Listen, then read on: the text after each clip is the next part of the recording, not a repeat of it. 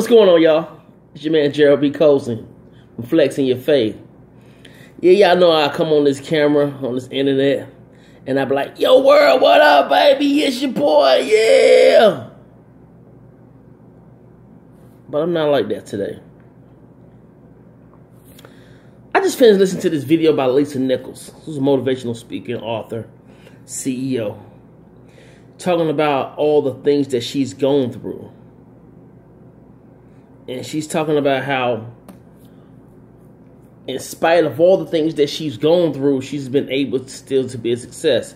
Not in spite of it, but because of it.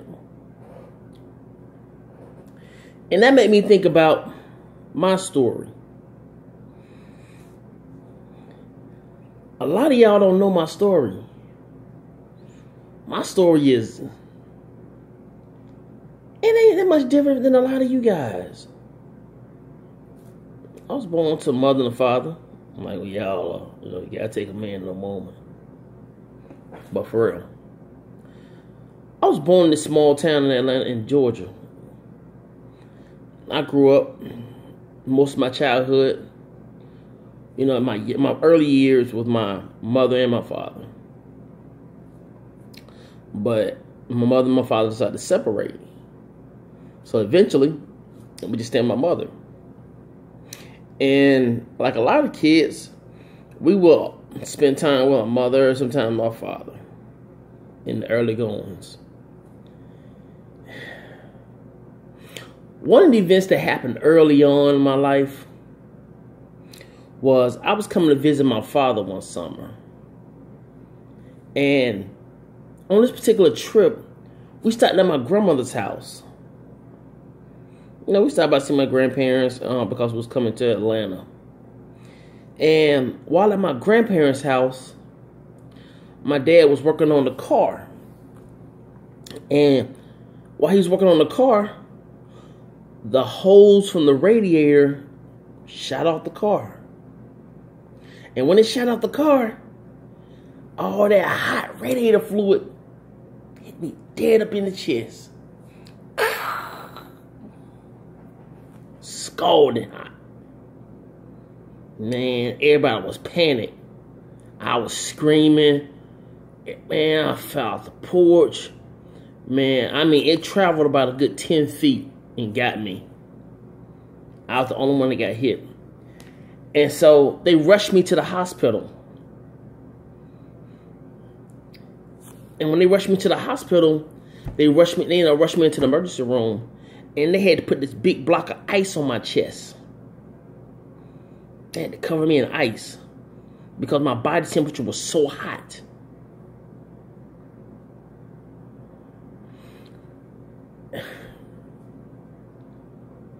Now, when this happened, my dad didn't call and tell my mom. And so we commenced to travel on to Atlanta. And we spent the summer, we spent several weeks up here with my dad. But the whole time I was here, I couldn't enjoy myself because I had these boils on my chest. Big boils. Blisters. And they had to put apply this cream to my chest every day. And I was bandaged up.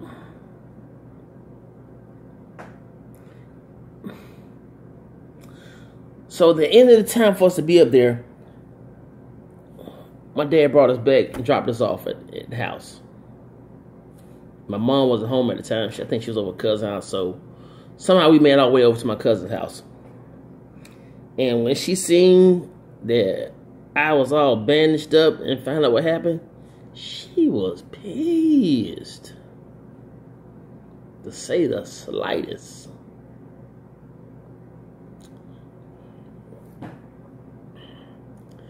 But it was just one of those things that happened to me in my life. It was one of those things that happened to me, and I'm like,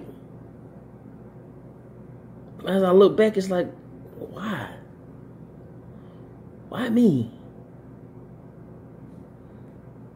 Wrong place, wrong time, I guess. I still can't draw no conclusion from that even to this day. Also, as a little child, I remember we were staying in Louisiana, staying in this trailer park.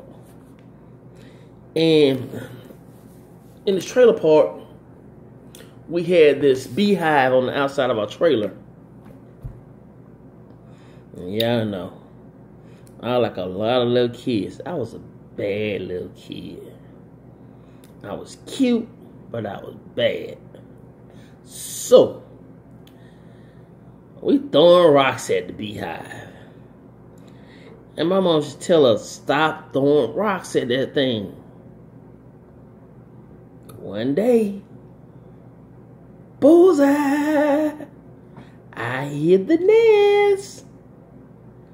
All of a sudden, this swarm of bees came out of there, and they lit my behind up. They stung the crap out of me. Just, this thing, everybody, it's like, this seemed like they stung me all over. As a result, this is the honest truth. My lips swole up. They're like, so large that I couldn't open my mouth. They had to rush me to the hospital again.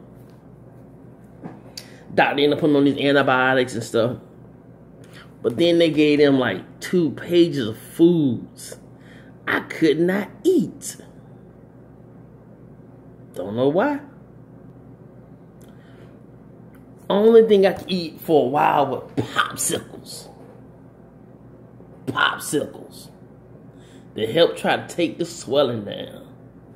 Now, you know my brother and my sister were kind of mad because our brother eating popsicles. And they had to eat regular food. But I couldn't open my mouth. Some of them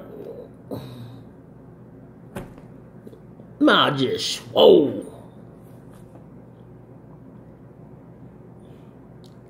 Another incident that happened when I was a little kid. What we talking about when I was a kid? I remember we stayed in the neighborhood. We were one day, I don't know if it was 4th of July or something was happening. We were playing fireworks. We was all outside playing like firecrackers. I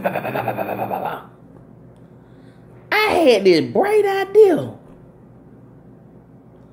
I'm going to go in the house to the stove and light the firecracker, run outside and throw it.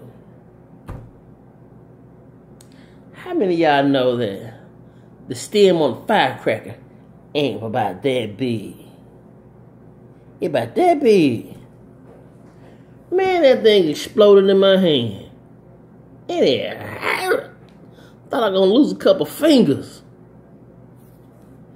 You would think a brother would learn something, don't you? Not me. Man, I lit a firecracker in the mailbox. And it exploded in my face. You know, we were bad. Man, I used to light firecrackers and blow up ant bees. But I put them together like dynamite. Twisting the stems together. Sticking them in ant beds and